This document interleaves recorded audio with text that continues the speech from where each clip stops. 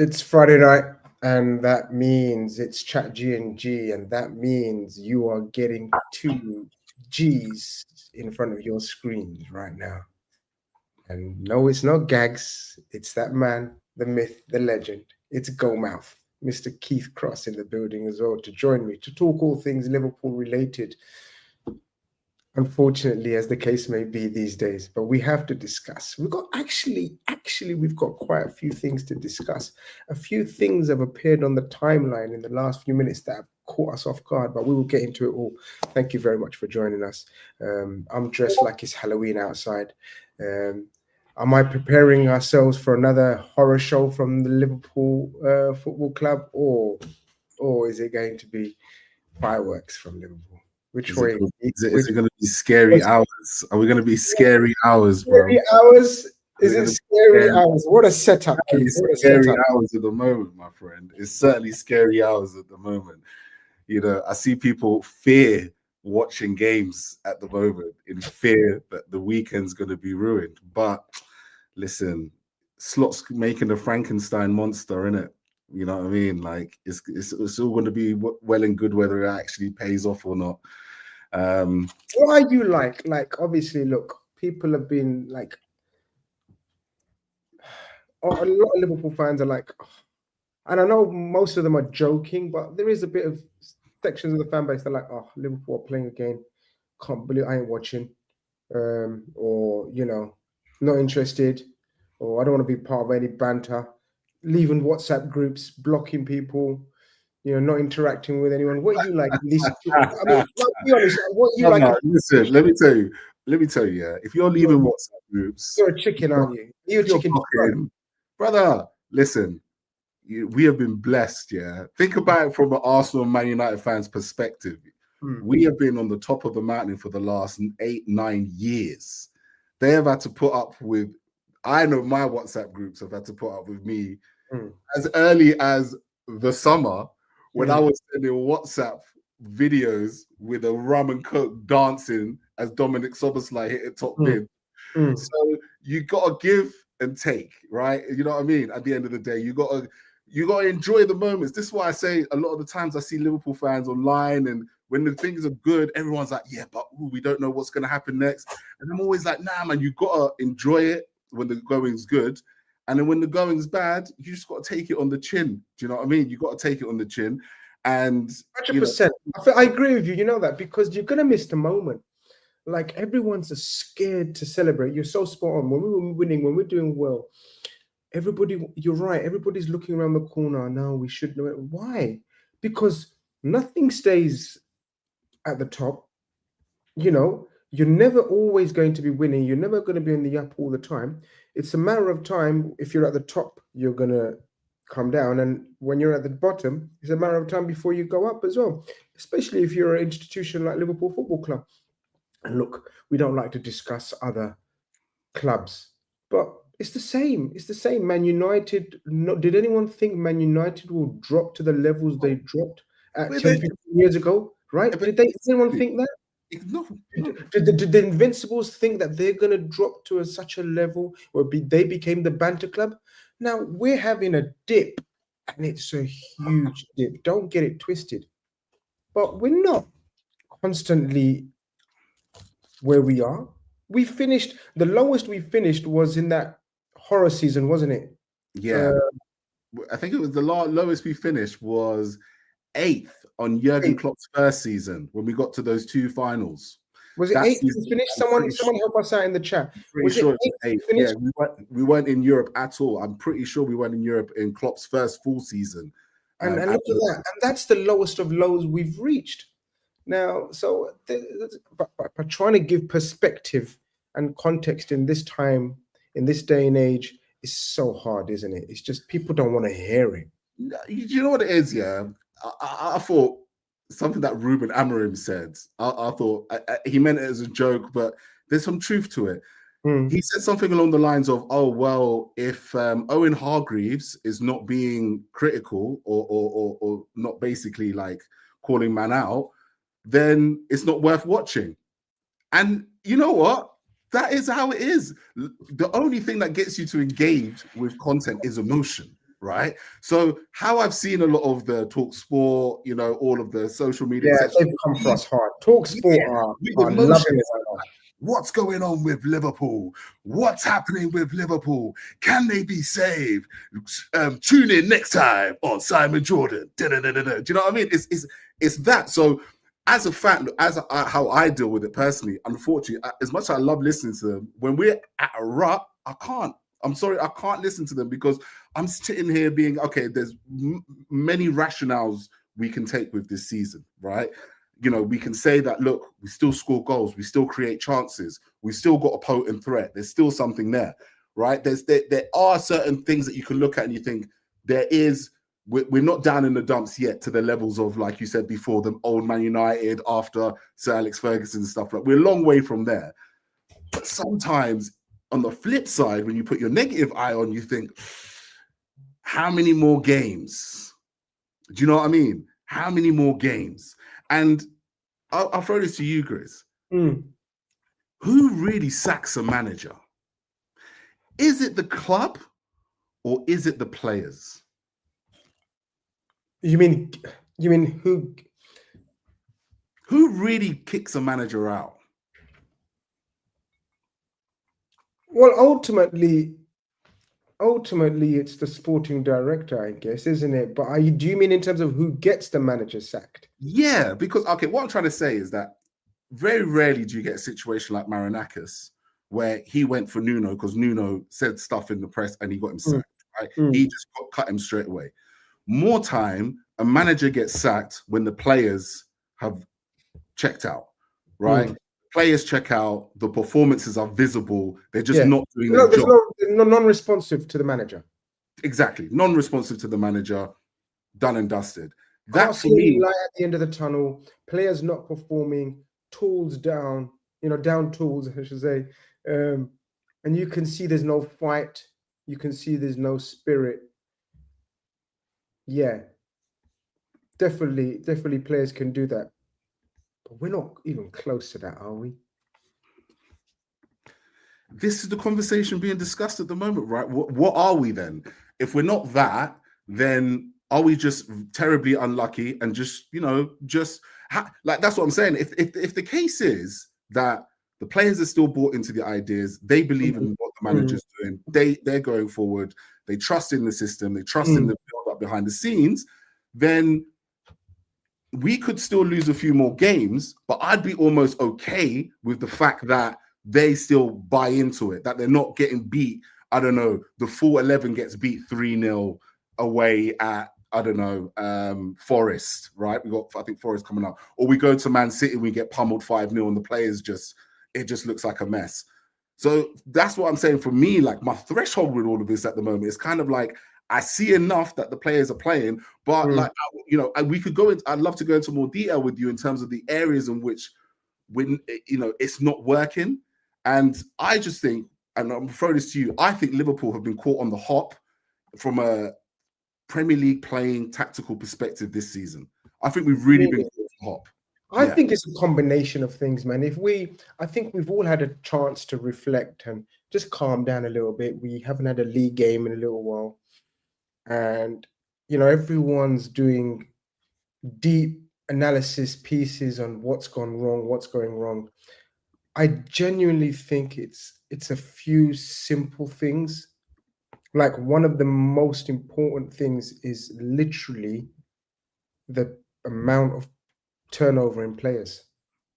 Like, you've worked in many a business, right, where you're relying on, you have a team of, I don't know, let's say you have a team of 8 that you have a project with and you're working with them and you're used to them and you know their roles, Jack, Timothy, Helen, Rajiv, all of their roles, your role, everyone's clockwork, morning to night, Monday to Friday. Yeah.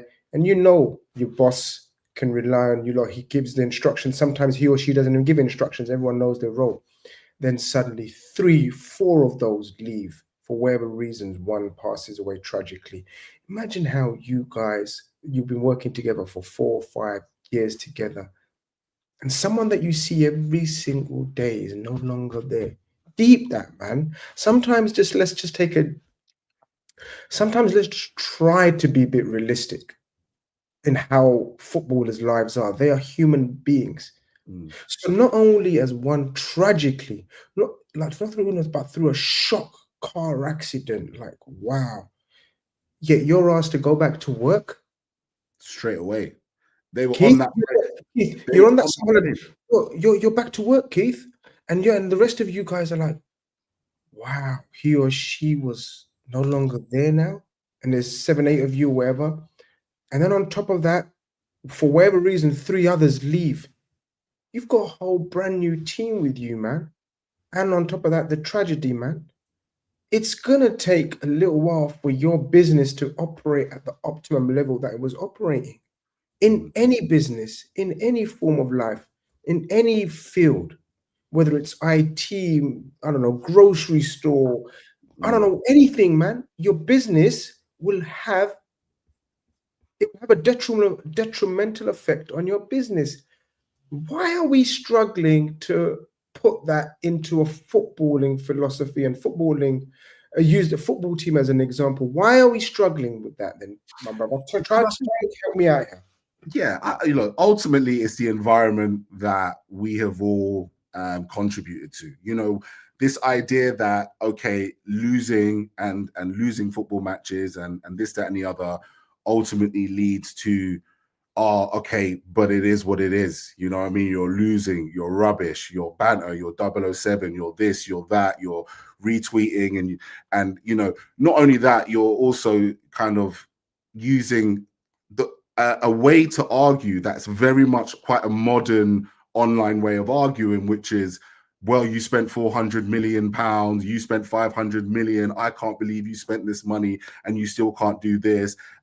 This player costs, even though we all know logically that the player never decides the price tag that's over his head, but people still talk about the price tag. It's almost like sometimes football players don't even have a name. Like you'll see that starting will be 150 million pound man, 200 million pound man, and we've going through it now because we've signed big players, but it's not to suggest that in the past, someone like Man United, when Paul Pogba, literally the only thing that was ever quoted was him being a world record fee at the time, I think it was, and it was always the fee. Like, I'll throw another one out there. Someone like a Nicolas Pepe, never worth 75 million in his wildest dreams, and it was the only thing that anybody ever fixated on. And so it is, a way of arguing and debating to make sure that you keep your rivals down in the dumps. You know what I mean? But taking it away from a logical perspective, I think one of the toughest things I find is that it's not so much. I don't like the idea that people are now saying, oh, but now you're saying it. Oh, but now things are bad. Now you're saying X, Y, and Z. I actually think the way we started was even more proof about how much emotion there was in the dressing room. It was a rush of euphoria, a rush of emotion. It's like when you start a diet for the first time. Those first couple of weeks, you go for it, you lose, everything's like boom, boom, boom. And then the hard slog begins, dealing with everything, now having to really understand and process the emotions. And I think that's what the Liverpool team are going with. At the same time, when we look at it from a squad perspective, we've lost players because players wanted to leave. And it really bugs me that people keep saying it as the other way around. It's kind of like, oh, you sold players because you wanted to get Isaac. Players wanted to go. Diaz wanted to go. Nunes, the fans wanted him out. Simicast wanted more game time. Elliott wanted more game time. Konza wanted more game time. Kelleher wanted more game time. Jota, of course, God rest his soul, right? What happened to him? Who else did we sell in the end? I think that was it, right? Tyler Morton wanted more game time. Diaz wanted out. So it's not like Liverpool turned around to these players and said, right, you lot are all on the transfer list, get out. We want to sign Isaac. It was more a case of, right, cool, players going out, players coming in. So I sympathize with Slot when he said, look, the League Cup game, I had this team against Southampton. It had players like Isaac. It had players, like Mamadashvili played in that. It had Curtis Jones was in that team as well. I think Frimpong was in that team, and they got injured. And so, okay, those players are injured. Now you got 5-6 injuries.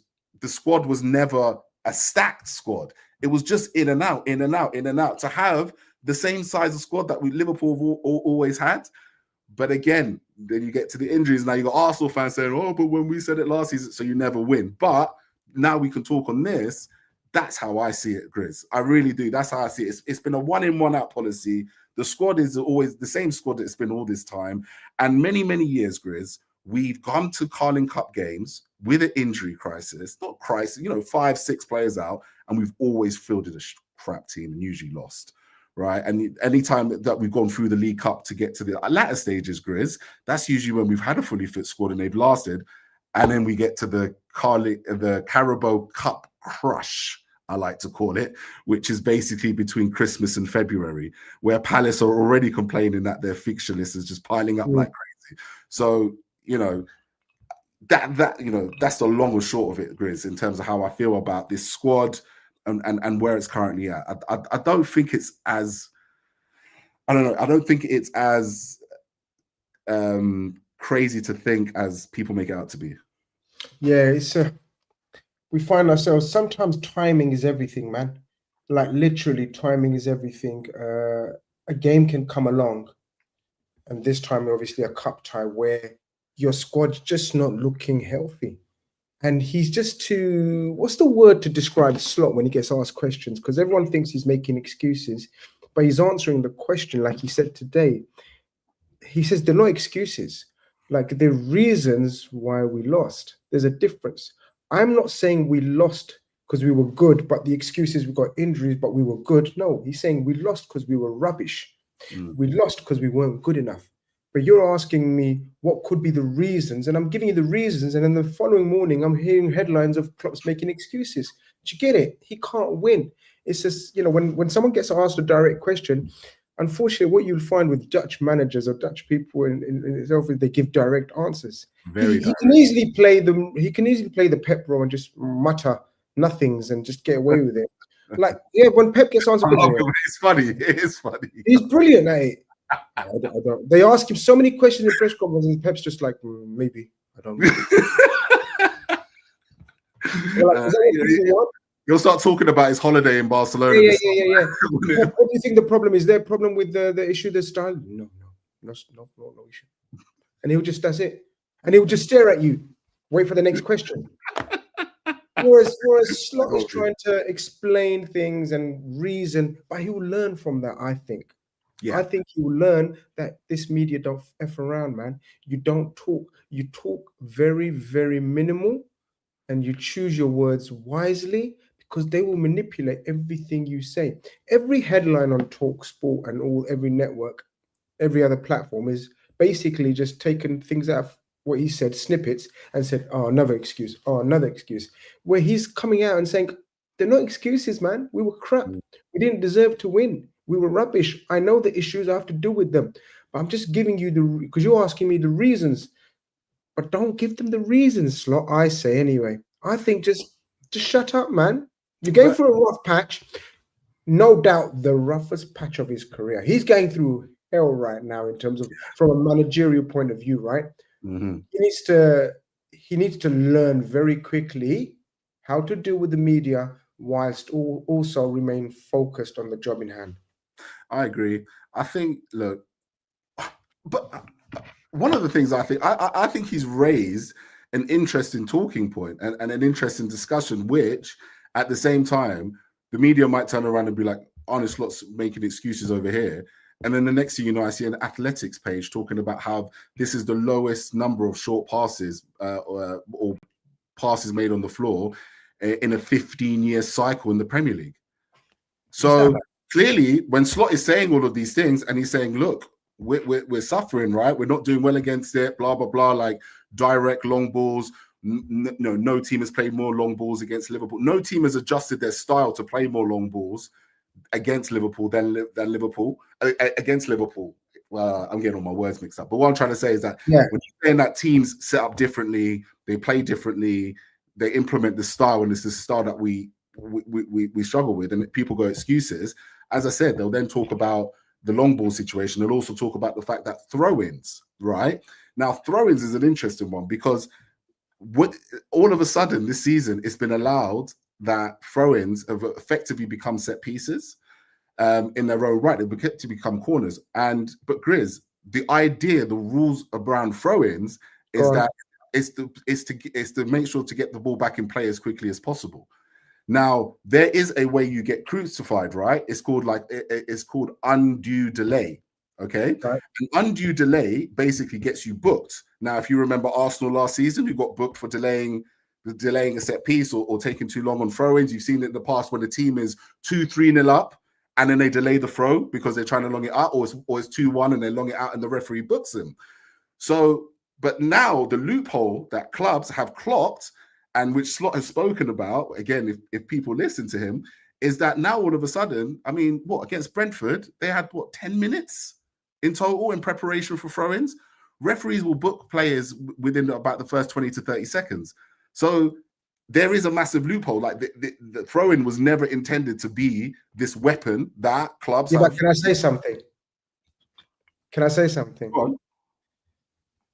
You're sounding like an apologist and an excuse maker, man. I don't want to be that guy. I'm not that Liverpool guy.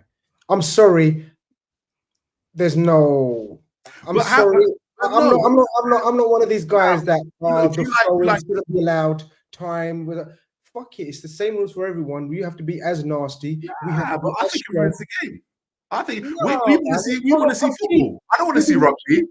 I don't want to see rugby. I don't like rugby. I think rugby is boring. I just want to win games of football, man. I couldn't give a shit. Listen, when we used to play under Gerard Houllier, we were nasty to watch. Did I care when we won that treble of trophies? I didn't give a shit how we played, Keith, man. Come on. You're falling for this. You're falling for this soft approach about Liverpool and like Arsenal doing it the wrong way. There is no such thing. I'm a hater of Arsenal fans. I am not going to gaslight Arsenal fans, but I'm telling you now, if I was Arsenal, I couldn't give a shit what people like you are talking about, throw-ins and this and time wasting. Honestly, I couldn't give a shit. Would you give a shit if roles reversed? Look, at the end of the day, if you were sitting 7 points, I'd feel dirty, Grizz. I'd feel dirty. You're a purist. You're a better man than me. Listen, I'm all for set pieces. Yeah, I'm all for set pieces. Particularly, corners, free kicks. I'm all for set pieces, right? It was so funny. Everybody was quoting Liverpool tweets about how when we scored all those set pieces, and how many times, Grizz, was I on this show over the years? Hold on, which one almost saying, oh my God, my dad and my uncle doing a stream together. Nobody told me. Who's the dad and who's your uncle? I want to know which one's the dad, which one's the uncle. Can you make sure you let me know, please? Definitely, on the chat. I love set pieces more. I love set pieces more than the next man, right? I love it more than the next man. So what's the issue with this Arsenal? Or or anyone else? Brentford. What did Brentford do wrong? Nothing. All this time wasting issue. What did the ref? Okay, but then no. We can do it. Wrong. It's not what Brentford did wrong. It's what the referee did wrong. The referee enabled. But the referee hasn't got any jurisdiction to do anything. Yeah, he does. Yes, he does. There is literally a rule to say that the whole point of a throw is the ball to come back into the pitch straight away. It's literally in the rule book. The way he applies it at this moment in time is basically saying, okay, if you're wasting time, it's one thing, but if you're going to set up and get everybody in the box and get everybody structured to do X, Y, and Z, you're saying that shouldn't be allowed. You're saying that shouldn't be allowed. For the spirit of the game, no. Corners, long balls, do all of that. Dive if you have to dive. Do all of that stuff. But that throw-in nonsense against Brentford on Saturday pissed me off, bruv. It really pissed me off. 10 minutes. You don't pay money to watch football being thrown in. It's not rugby. I hear it, but I don't care about it. I think to be a winning football team, you have to be able to counter and defend against any situation in a scenario, whether it's dark arts, whether it's overcome everything except cheating. That's not cheating though. So you can't say it's cheating, can you, Keith? You're not going to go past that line, are you? No. It's a loophole. It's a loophole.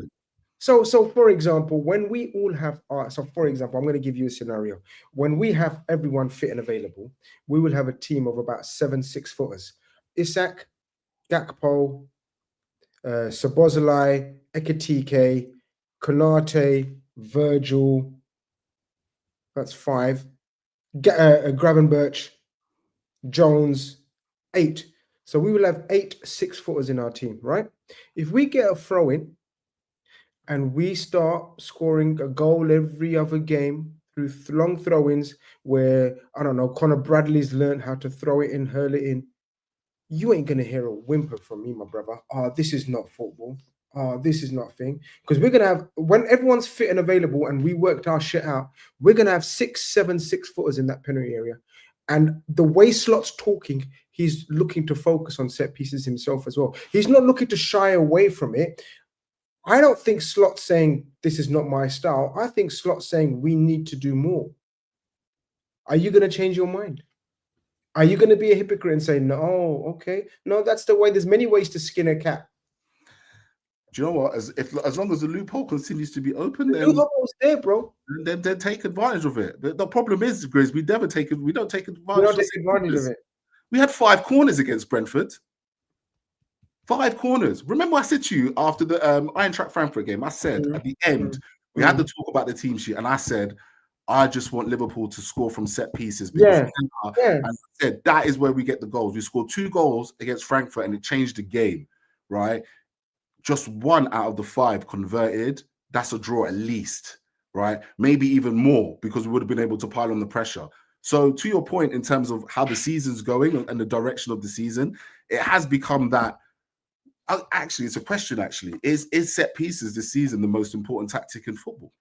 It's always been one of the most important things, man. It's just being highlighted now. Honestly, I can go back. I'm old school. I can go back to George Graham days at Arsenal, where they were the masters of the near post flick on, Tony Adams, near post flick on, and right tapping in at the far post, or whoever. That was the most obvious goal scored every week. Every team has Man United under Beckham. Are we forgetting what a potent weapon set pieces were under him? And the Gary Neville throw-in.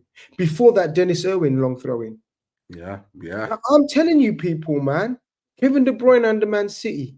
Man City had 5, 6, 7 6-footers. They were deadly on set pieces in their heyday when they were winning 4 in a row. Vincent Kompany, Dia, all these mans. Who did they have for that delivery, man? They had David Silva with the delivery, Yeah. Set pieces and throw-ins is I don't think it's a phenomenon. I'm sorry to say, I just think because Arsenal have taken it up a notch, it seems, right? People are struggling to accept it for what it is. And I don't want to be that guy. Me personally, no. Do better, Liverpool. Don't try to cuss down other teams' tactics and say, moan about them. I can't give a shit. Everyone has to do what they have to do, including us, to survive. It's a jungle out there, Keith. But it comes to my next question then. So what is it at the moment? Because with Liverpool dealing with, because set pieces is one, direct second balls. I think there's a natural. I think it is a personnel issue at the moment because of because the amount of changes game to game, players knowing their roles, defensive setups is a massive thing, right? Like I said, when you're in an institution that working together for 5 years, everyone knows their role automatically. Whereas these guys are unsure of their roles. Who's picking up? Who's zonal marking? Do you do this? When do you do this? When do you do that? And then different players are having different roles. There is obviously a weakness in the tactical setup of things. Like, remember, we saw McAllister marking Dan Burns in the League Cup final. And we saw McAllister marking, I think it was Frimpong marking Maguire or something when they scored the winning goal or something like that. There is issues with the way we're setting up. I just think we're going through a phase. Do you remember we went through a phase under, which manager was it? Roy Evans, that every set piece, every corner we were conceding. Yeah, I think it was under Roy Evans. Like every Man United free kick was a goal against us, it felt like. So teams do go through these phases. I think overall we defended well against set pieces and throw-ins against Brentford. We got caught cold. We must do better. And I generally think, in terms of the second balls that you're referring to and fit, I think we're at 70% fitness as a team. We're struggling physically. I don't think we're ready. I think the pre-season's been obviously, again with the tragedy, you know, it's been stop-start, players joining late, players getting injured in pre-season. I just don't think we're physically right now, and it's costing us. Teams are outrunning us, outpowering us, outfighting us, and I'm hoping as we go into tomorrow's match that we're slightly in a better position physically. I don't know what you think. And obviously, we start off with some team news, and we're glad to see. Hold on, let me bring this up. It's good to see that this young man will be back, and much needed as well. Ryan Gravenberch. Obviously, he was asked. Firstly, Ryan, this is an interview he done with the club. How are you in terms of fitness? He says, yes, I feel very confident. It looks like he's back in. Huge that he's back in, right? Huge. Massive. Yeah, humongous, especially with what happened to Curtis Jones, who, again, you could probably repeat this moment for all these years we've been on YouTube. Just as Curtis Jones, you probably have one video just before where we're gassing him, and then the next we're saying he's injured again. Look, yeah, massive. I mean, at one stage, people were calling him the best midfielder in the Premier League. Do you know what I mean? So to have him injured, and again, we don't really, I suppose we probably don't make as much noise about injuries as other clubs do. But he's been a massive miss. You know, his physicality, his legs in the midfield, I think, are huge. And just his general ball carrying ability, and also, where are you with him in terms of? Are you convinced that he's the DM? Like everyone's shouting, "Oh, all well and good," but we still haven't addressed this DM position. Where are you with Ryan Gravenberch after the season he had last season, and then the role it seems he's playing this season? Even though it looks like he may revert back to last season's role again, I don't know, because he's got attributes of an 8. He's got attributes of a box to box, really.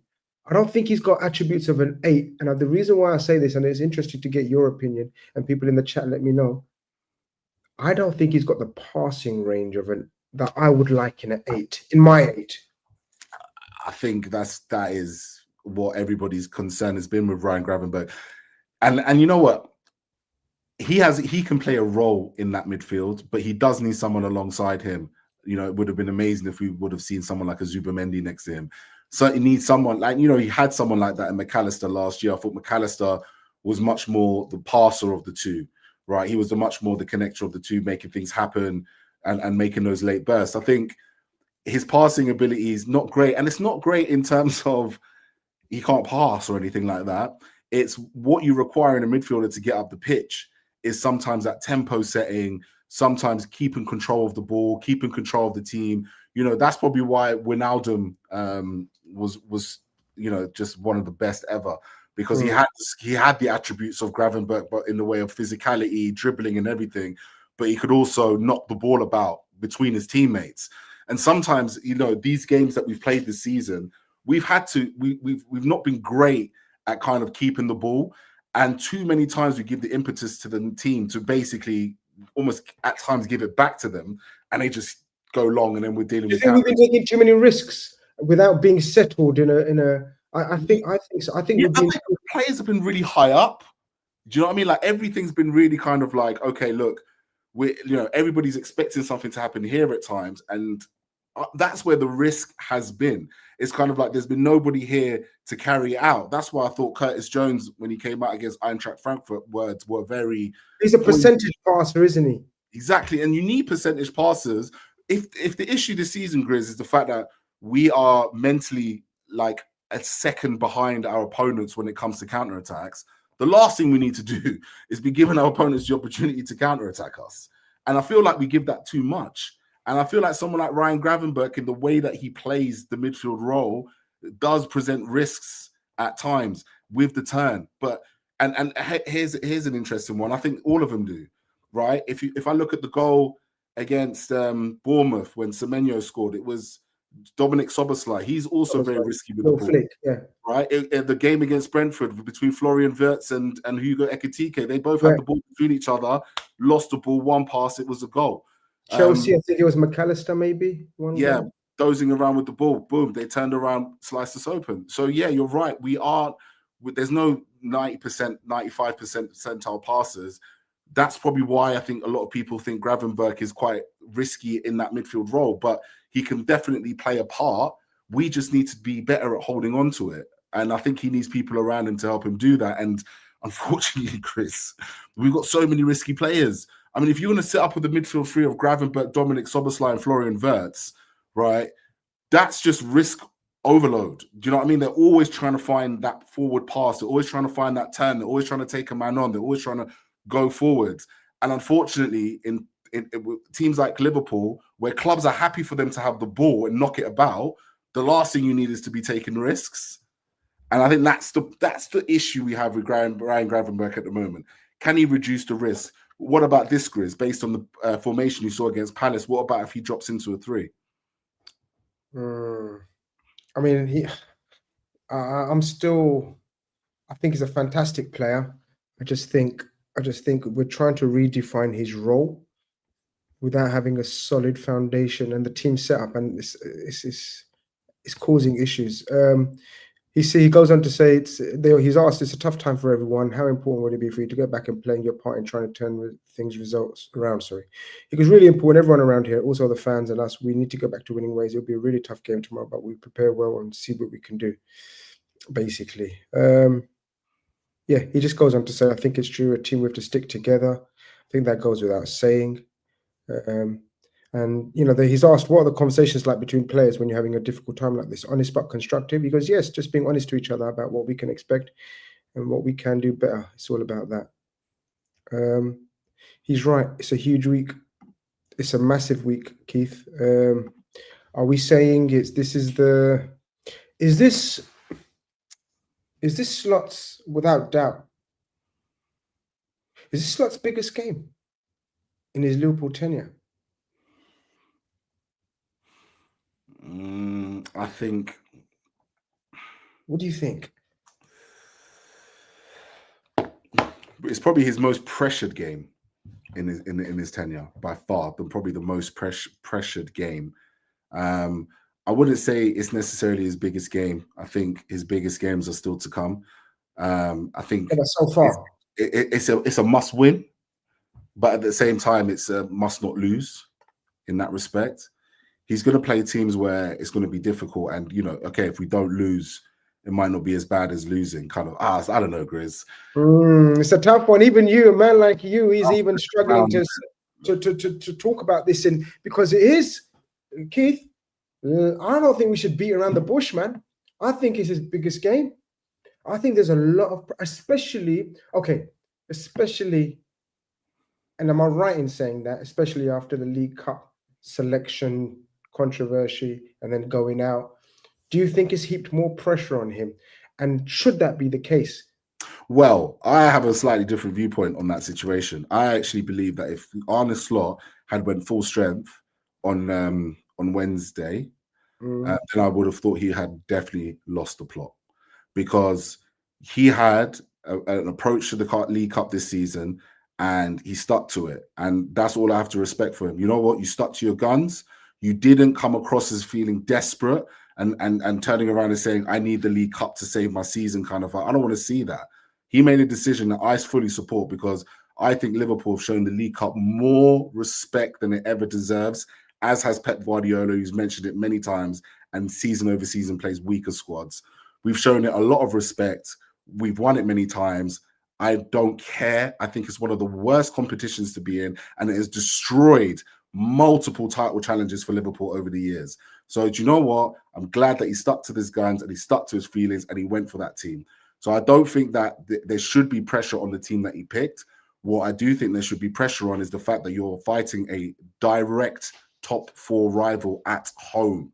So regardless of whether Liverpool were doing well, not so well, whatever it may be, Aston Villa, as of right now, we're fighting for the top 4. And as of right now, Aston Villa are a rival. They haven't lost a game since August. They're right up our arse. So it is these type of games that you start to lose and you fall down the league, then it becomes a serious problem. And, you know, Slot hasn't got too much lifelines left. You know, he's not got much left to play with if you lose the home game to Aston Villa. It's no disrespect to Villa. They can beat us on any given Sunday. But a game of this magnitude, we should be showing up as our best selves and getting the 3 points. And if the boys can't pull it off or don't have it in them to pull it off, then that for me is going to be the first sign that the players are no longer playing for the manager. Talking about tomorrow then, and the pressure cooker situation that we find ourselves in, you called it a must win yet must not lose at the same time. So basically you're saying win or a draw, like losses can't even come into our thought pattern. But if the unthinkable happens, where does it leave Slot for you? And more importantly, where do you think it leaves Slot in the eyes of the hierarchy, the ones that actually make decisions, not us on Twitter and YouTube and whatever? Obviously, it will depend. We'll work our way upwards. So, look, where does a loss leave you first? Yeah. In Slots. Yeah, you know what? The performance is going to have a massive indication on you know, if it's something where I feel like, you know, it's just one of those seasons and we did everything we can and once again and, you know, it just didn't work out. I'll have say, for example, you know, I'll be on my last tenderhooks kind of vibes, but I'll still reserve a bit of sympathy in relation to the fact that we did all the things right and still just come unstuck. And it's one of those seasons. But if it's a really drab, poor performance where Villa have more shots on goal, have more touches in the opposition box, create more big chances, XG swing is going their way, then that's when I think if I was the hierarchy and I was in their position, I start to be fielding some phone calls, because for me, that's when you lose it. And it's you know, so there's two ways you can lose, you know what I mean? And it's funny, I used to cuss draws. Now I'm begging for one. Just draw. If you can't win, if you get unlucky, whatever it is, you batter Villa and for whatever reason, they go on the counter and score, go 1-0, and we get, a 1-1 draw, but it was like 5 XG to 1 and we completely dominated and we we're just unlucky. Okay, you can take that. You can take something like that. But you cannot take a team, you couldn't take a Crystal Palace, what Crystal Palace did, that 3-0. If that happens tomorrow, you're saying it's... Yeah, phone calls are getting fielded, 100%. Because then that's the beginning of the end. I'm sorry to say, it just is. History's not 5 league games in a row is not... That's not acceptable, man. Brother, remember, that's all a thing, yeah. It was like on this day when Liverpool went to Chelsea and they beat them 3-1, Benteke, Coutinho. It was one of Jurgen Klopp's early games. Jose Mourinho himself, the great Jose Mourinho, got sacked. They were 10th that time, and they just won the league the season before, and then the season after they finished 10th. Big managers can get sacked. Carlo Ancelotti, second season, got sacked. You know what I mean? It can happen, and a lot of it is based on whether the players are playing for the manager or not. But this is what I mean about this is the biggest game of his career. I think it's the biggest game of his career tomorrow. I'll put it out there and I'll repeat. Because of the fact, the way you described it, and I tend to agree that I think if there's a demoralizing defeat like the Palace one, then I think the hierarchy will start getting worried. I don't think they're worried at the moment. Concerned, of course. I don't think there's any sort of thoughts in their heads of even sacking him or anything like that. But he's under huge pressure to get his team selection right and team tactics right, which we're going to go into in the final segment. He has to pick a team tomorrow. He's rested everyone. We know Gravenberch is the only one back. We know Curtis Jones is out. We know Isak is out. We know Frimpong is out. And we know Alisson's out, obviously. So what are we doing with this lineup? It's been the hardest part of every show since we started. Every show is the dilemma of the selection. Why, though? Because I'll tell you why. We don't know because of niggling injuries every week, right, to key squad players and possibly first teamers in Isak's case as well. But it's just not. This is one of the reasons why we've been so bad as well. But go on, let's try. Jeez. I think we're going to disagree straight away on the right back. Oh, You've not been impressed with Bradley at all, have you? Just haven't been impressed with Bradley at all, to be honest with you. I think when Bradley plays, he kind of has the entire right wing to himself. I think he's a good player. Do you know what I mean? He's quality, better going forward than defending. But for what we need in that position, I just don't think he offers it. Like, that's why Calvin Ramsey shone on Wednesday, because, you know, he was doing exactly what we've been missing this entire time. And he's doing it as an actual right back as opposed to Szoboszlai, who does it, but he's kind of being shoehorned into that position. You know, if I was Arne Slot and I had seen the way that Calvin Ramsey played on thingy, I would throw him straight in, because that's exactly what we need in that position, and that's the best way to get the best out of Mo Salah.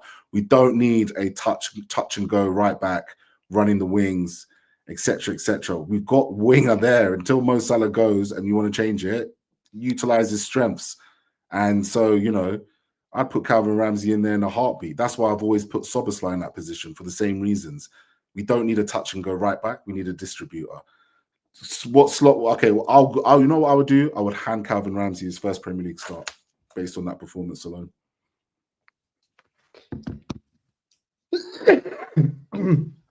Wow. You know what I think of Calvin Ramsey, and I've been preaching the mostest about Calvin Ramsey and how good this kid is, and hopefully people saw glimpses of what this guy can do. If he just remains fit for 3 months, I think he'll show enough quality in every opportunity to people to realize this guy's the closest in attribute-wise to Trent Alexander-Arnold. No, I'm not saying he's only in par with Trent. I'm just saying he's the closest. He's a technical football player. Technical. Oh, his passing range is immaculate, and he can score goals as well. He's got a strike on him, and he's got a massive passing range. I'm going to go with Bradley at right back.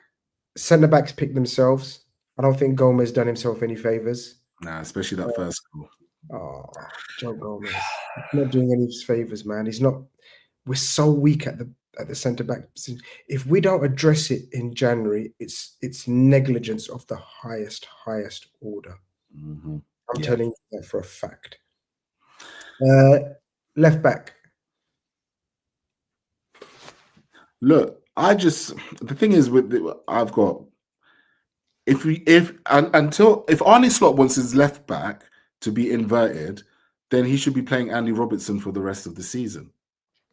Grizz, look at Robertson. Robertson has turned into this deep-lying, playmaking, knocking balls around, doing X, Y, and Z. Like, he's got the techers and the ability to do it. Like, Kerkez is an out-and-out maraudering left back. So, like, what do you want? You're not letting Kerkez be Kerkez. You want him to do the job that Robertson done. You know what I mean? In effect. So play Robertson then, if that's what you want. And Kerkez will have to learn on the job. But obviously, between the two, I still think that Kerkez is getting the shout. I think Slot's going to persist with picking Kerkez ahead of Robertson in most games and go for it. But I disagree with it completely. I think you throw Andy Robertson straight back into there. Okay, defending he's suspect, but it's not like anybody else is defending great at the moment. And on the ball, I think Andy Robertson is a lot more useful to what we're trying to achieve right now. Okay. I don't know what he's going to do tomorrow. Kerkez or Robertson? What do you think in the end then he's going to pick? Kerkez. You think he's going to go for Kerkez? Yeah. All right. Kerkez. Gravenberch obviously comes into midfield. Szoboszlai next to him. McAllister or Wirtz? Oh, it has to be Wirtz, no? It's got to be. It's not a choice at this point. He does have a choice. He put off McAllister. He rested Wirtz, which suggests he's in line to start, but he also picked that midfield last time, didn't he, in the last league game? Did he? No, he picked Wirtz. He picked Wirtz, yeah, he picked Wirtz. It's Florian Wirtz. You just got to play him in the position. I mean, look, this is the grandmaster plan with Florian Wirtz. I don't understand why he keeps chopping and changing between him and McAllister or whatever. I think if you're going to play a team like Aston Villa, that's kind of the perfect team to play against, because Unai Emery is not going to change his tactics to play against Liverpool. No way. That's one manager that is not going to go long every 5 minutes. He's going to be wanting to draw Liverpool out and pass around them. That's his philosophy. So press from the front. You want more bodies there to press. Florian Wirtz goes in. And I don't think there's going to be any controversy or drama with the front three. I think it's going to be Gakpo coming back in, despite people's calls for Chiesa to start. Ekitike is our only striker fit. It's just mad. Crazy. And then Mohamed Salah on the left. Go on. How did you find Ekitike against Brentford? Frustrating. I don't think we got him enough in the game. And I thought he was bullied by their centre-backs. But I think, again, massive wake-up call for him. I think he must have realised this is Premier League. Yeah. Nathan Collins and Sepp van der Berg. This is just when you think you got away from them, you drift out wide and you got that other Ayer, where his name is. Coyote. Coyote was brilliant. The other fullback, Christoph Ayer. Oh yeah, Christoph Ayer. Yeah. He's also a man mountain. Yeah. So wherever he was going, he was getting beat up. Oh my God, it's so true. I mean, Coyote was brilliant, by the way. Coyote, first time I've seen him live. Wow. He won't stay at Brentford. Brentford owe us, man. He won't be at Brentford long, my brother. That was one of the best performances I've seen this season, man, from an opposition player. He was so good from right back. So I think that's the team. I think he's going to go McAllister, Keith. What did you see? What did you see against Palace to suggest that McAllister? Nothing. I think he's got one foot out the door, Grizz. McAllister. Yeah, he's got one foot. Oh, okay. Yeah, honestly, there's a couple of theories I have. First of all, I do think he's got his foot out the door. I think he wants a fresh start. I think he was very close to Jota after one season. I think again, the tragedy. We talk about how it might affect someone like Salah. I think also someone like McAllister. Jota was a leader in the dressing room in that respect. You know what I mean? Particularly with players from that region. So he's not been fit. He's got a World Cup coming up, which I'm sure he probably would rather be really fit for. Which is, I'm sorry to say, I know this theory of yours. Go on, tell everyone else. You keep saying this theory. Yeah. No, I just think. Look, I think certain players, subconsciously. I'm not saying they do it deliberately. I'm not saying they throw games, but I think subconsciously, ask them without a stutter, what would you rather win this season, the World Cup or the Premier League? And I think someone like a McAllister would say the World Cup before you even finish the sentence. Do you know what I mean? And I think, I do think it's showing physically. He's trying to get up to speed. I think the injury he had was quite bad. So all in all, I just don't think McAllister's head's in it. I don't get why we're persistent with playing him. He looks, you can see it as well. He doesn't want the ball. You know what I mean? He goes into positions where he can look like he's trying to make a third man run into the box or try and score a goal. But the reality is you're kind of hiding a little bit. I feel he hides in the pitch a lot. He doesn't really want it. He doesn't want the ball. And so I don't understand why he's still getting chances to start. He doesn't look like someone who even deserves it. At least Florian Wirtz, for all his trials and tribulations, is getting stuck in every moment he gets, you know what I mean, and getting involved in everything and wanting the ball and wanting to create something. We need that in our team right now. We don't need a passenger. What's happened to Maka, man? The mystery of Maka is baffling, man. Like all the other players, the new players make sense, right? They haven't had time to settle. Frimpong injured, in and out. Wirtz in and out of the team. Isak injured. Ekitike in and out of the team. But the established ones like Maka, where's his form gone? No, I think someone mentioned in the chat, they were saying, it would have been a different story last season. Yeah, it would have been a different story last season. Absolutely. Last season, I was praising Maka as one of the best midfielders in the Premier League. But you can't deny what we're seeing right now. We can't, everyone puts the pressure on Salah, everyone puts the pressure on Van Dijk, rightly so, they're the leaders, they're the highest paid players. But I mean, Grizz, you're seeing it, I'm seeing it. It's just not the same player. And that you don't just become that player overnight. There has to be mitigating circumstances for it. And winning the Premier League for him may have been the pinnacle of that. How much more does he want it? I'm not seeing it right now. A bid comes in January. Are you doing it in early as January, or are you at least waiting till summer? I think if the player wants it, I give him the move in January, 100%. And then what? And then we do what we always do, Grizz. We show up for the second half of the season, not signing a central midfielder replacement, and stick out for the summer in typical Liverpool fashion. No chance, man. Because it'll be difficult to prize away a Wharton or a Baleba in January, right? 100%. Well, a Baleba is interesting because it's not all roses in Brighton at the moment. Let me say it like that. Yeah. And remember, if Liverpool, as long as Liverpool qualify for the next round of the Champions League, they can register to play in the Champions League. So if players want to have that step up in Jan and their clubs are not doing well, I think there'll be a lot more appetite for manoeuvre. Let me say it like that. I'm with you with McAllister. And people might think it's reactionary or whatever, but I've been watching him for a year now. Pretty much. It's calendar year, I should say. I think we're going in a different direction. See, this is the mad thing, though. Slot's a possession-based coach and all about intelligent midfielders, intelligent players. And McAllister is the epitome of an intelligent player. Yet I just think... I don't think he's got the legs in him to play in this team anymore. I'll say it again. I don't think him and Wirtz can play in the same team in the Premier League. No way. No way. But that's a... Add to that Salah as well. This version of Salah. That's Salah, Wirtz, and McAllister. 3 shorties, non-physical... You know what I mean, man? Come on. You can get away with 1, maximum 2, but you can't have 3, 5, 4 8ers. Not having the ability to win physical duels. Now, Mohamed Salah is one of the strongest pound for pound and has been Premier League players you're ever likely to see. But his powers have waned. Why we have to accept that? There's no drama. There's no controversy. He's 33/34 now.